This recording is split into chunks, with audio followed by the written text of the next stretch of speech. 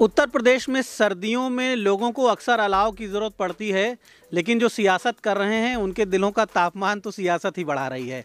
सभी पार्टियों ने लगभग अपने प्रत्याशियों को घोषित कर दिया है, लगातार लिस्ट आ रही है, अलग अलग क्षेत्रों के प्रत्याशियों के नाम घोषित हो रहे हैं। ऐसे में चुनावी मैदान में क्या समीकरण रहेगा वो अब खुलकर सामने आ रहा है। सियासत के इस युद्ध के लिए सभी पार्टियों के महारथी अब अपनी अपनी सेना के साथ क्षेत्रों में निकल पड़े हैं। हमारे साथ डॉक्टर विवेक सिंह वर्मा हैं। बाराबंकी में नवाबगंज विधानसभा, जो सदर की विधानसभा है, जिला मुख्यालय की विधानसभा है, वहां से एक शिक्षित लोकप्रिय प्रत्याशी के रूप में एक चिकित्सक हैं, डॉक्टर हैं, कई दशकों से चिकित्सा सेवा कर रहे हैं। ऐसे में बहुजन समाज पार्टी के बैनर से जनता के बीच में आए हैं। डॉक्टर साहब, आप मेडिकल कॉलेज से आपने पढ़ाई की, डॉक्टर बने, और उसके बाद ये सियासत के जो रास्ते आपने पकड़े हैं, अब आप रात में भी टहल रहे हैं, गांव-गांव में वोट मांगने निकल रहे हैं। कैसा अनुभव मिल रहा है, किस तरह से आप मज़ा ले रहे हैं सियासत का? सियासत एक सेवा की चीज़ है, जिसको मज़ा नहीं लिया जाता है, उसको सेवा की भावना के तहत मैं गांव-गांव में घूम रहा हूं। और जब गांव में घूमता हूं तो लगता है कि वाकई में उजाले की ज़रूरत है। आप भी, जिनका नाम दीपक है, वो भी कहीं ना कहीं हमारे साथ आए हैं। आज हमारा ये इंटरव्यू करने में धन्यवाद देता हूँ, इस रात में हमारे साथ हैं। और इसी प्रयास में हूँ कि जहाँ जहाँ अंधकार है, मेरा नाम डॉक्टर विवेक सिंह है और मेरी माँ का नाम विजय लक्ष्मी है, तो लोगों के जीवन में उजाला लाना ही मेरा प्रयास है। अभी मैं चिकित्सा के माध्यम से था, अब राजनीति के माध्यम से जो हो सके मैं करूँगा। डॉक्टर साहब, जिस क्षेत्र में आप गुजर रहे हैं, घूम रहे हैं, टहल रहे हैं, ये क्षेत्र जो है राजधानी लखनऊ से लगा हुआ है, लेकिन कई गांव में आप जा रहे हैं, हमारी टीम भी जा रही है। हम देख रहे हैं कि गांव में आज भी उसी तरह पिछड़ेपन का अंधेरा दिखाई पड़ रहा है। खंभे लगे हैं, लाइट नहीं है कहीं भी। गाँव के विकास के लिए पिछले कुछ दशकों में बहुत धन आया है, तमाम योजनाएँ गाँव पर फोकस करती हैं, लेकिन गाँव में सरकारी कागज़ों में जो तब्दीलियाँ, जो विकास दिखता है, वो गाँव में धरातल पर नहीं दिखता है।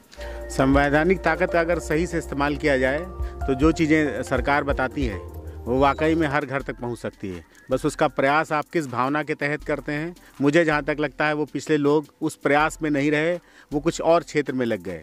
मैं जब से मैं देख रहा हूं, हर गांव में, हर खंभे पे कहीं ना कहीं कुछ लगता है कि इसमें अगर ये होता तो शायद गाँव में जो लोग बैठते हैं, जो भी मैं देखता हूँ, वो लगता है कि कहीं ना कहीं कमी है।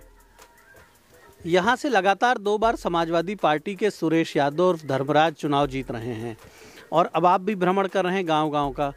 सपा के विधायक ने कितना विकास किया है, क्या दिया है उन्होंने क्षेत्र को, क्या दिखाई पड़ रहा है? मेरा मानना, मैं पहले तो किसी व्यक्ति विशेष पे मैं टिप्पणी नहीं करता हूँ। मुझे अगर कार्य मिलता है, मुझे अगर जनता दायित्व सौंपती है, तो जनता को मैं पूरा आश्वासन देता हूँ कि मेरे माध्यम से उसको कहीं निराश नहीं होना पड़ेगा।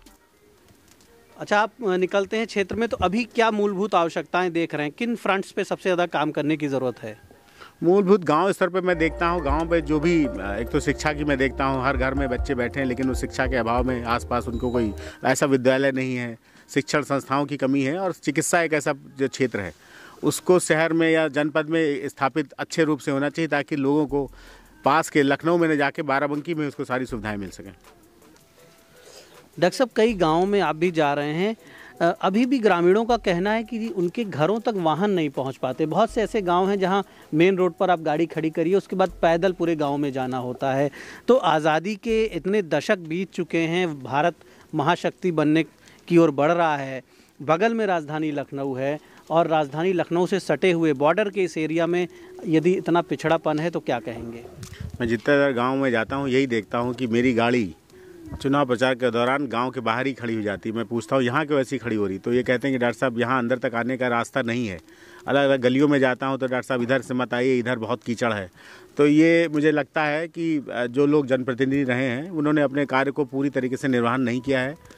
क्षेत्र की समस्या ही सुनना एक जनप्रतिनिधि का काम होता है। मैं जब भी किसी लोगों से सुनता हूँ तो मुझे लगता है कि उस प्रयास में मैं ज़रूर आऊँगा कि हर घर तक कम से कम बेटी की विदाई अगर हो तो 4 पहिए की गाड़ी, जो एक पिता का सपना होता है, वो उसके द्वारे पहुंचे। तो डॉक्टर विवेक सिंह वर्मा के पास एक विजन है, और इनका ये कहना है कि जो बाराबंकी शहर है, नवाबगंज विधानसभा है, जो कि जिला मुख्यालय की विधानसभा है, यहाँ पर अभी बहुत से मोर्चों पर काम करने की ज़रूरत है। लखनऊ राजधानी उत्तर प्रदेश की नज़दीक है, फिर भी यहाँ के लोगों के पास अभी विकास के समुचित अवसर नहीं हैं। अपनी बात लोगों तक पहुँचा रहे हैं और लोगों से समर्थन मांग रहे हैं।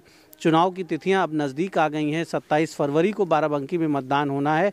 ऐसे में इंडियन ओपिनियन का ये प्रयास है कि यहाँ के लोग, यहाँ की जनता, यहाँ के मतदाता अपने नेताओं को, अपने प्रत्याशियों को, अपने भावी जनप्रतिनिधियों को अच्छे से जान सकें, उनके पास क्या प्लान है, उनके विकास को लेकर क्या विज़न है, क्या वो सोचते हैं। और जनता से भी हमारी यही अपील है कि आप वोट डालने ज़रूर निकलिए अपने घरों से। जब भी आपके क्षेत्र में वोट पड़ना है, उस तिथि को याद रखिए। उस दिन पहला काम करना है कि वोट ज़रूर डालें और बढ़ चढ़ कर मतदान करके अच्छे लोगों का चुनाव करें, अच्छे विधायक बनाएं, अच्छी सरकार उत्तर प्रदेश के लिए बनाएं, जिससे आपका भी जीवन स्तर अच्छा हो सके। धन्यवाद।